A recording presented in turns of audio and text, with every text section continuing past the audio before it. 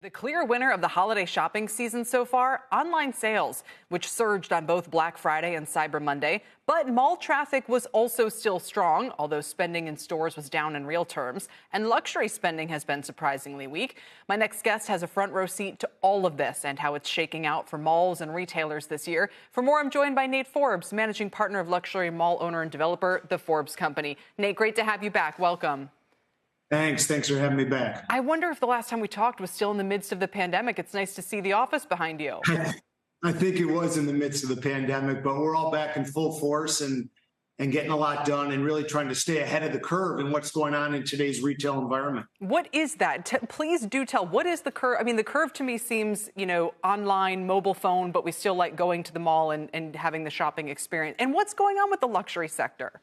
Yeah, there's a lot of things in play right now. I think the traffic over the holiday weekend, the Thanksgiving, Black Friday weekend was really strong, led by Gen Zers. Gen Zers have been out in force this past weekend, and a lot of the brands that they know and love and are tried and true are doing very, very well. Abercrombie & Fitch had a great weekend. They're showing big increases this year. A lot of the PacSun showing great increases. Those that really appeal to the Gen Zers have been really strong in what they've been able to do in terms of attracting those customers.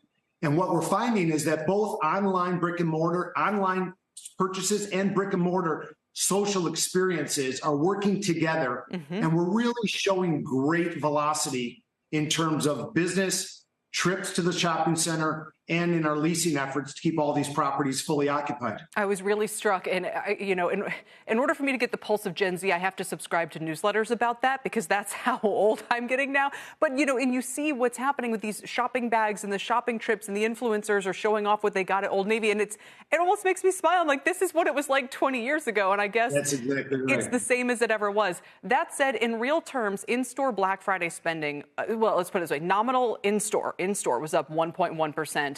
And the nominal figure is almost unchanged from where we were about a decade ago. So I'm sort of confused. Like the traffic is there, but I don't know if it's discounting. I don't know if people just aren't maybe pulling the trigger on purchases or if there's something to read through on the consumer this year. Yeah, what it's really hard to measure is the halo effect that the brick and mortar stores mean to the retailers.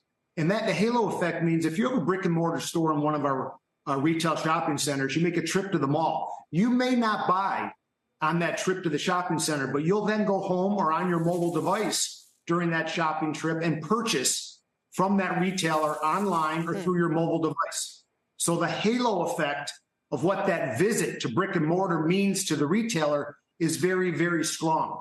So in total terms, we may not see big increases. We are seeing increases. Retailers are seeing increases because that halo effect that they have by having a presence in brick and mortar is very strong. All right, so you guys are always spending, you're always investing, you're always trying to stay. As we've learned from being in this space, you have to be the best mall or you're very quickly going to be marginalized. What are you investing in terms of 2024, 2025 even?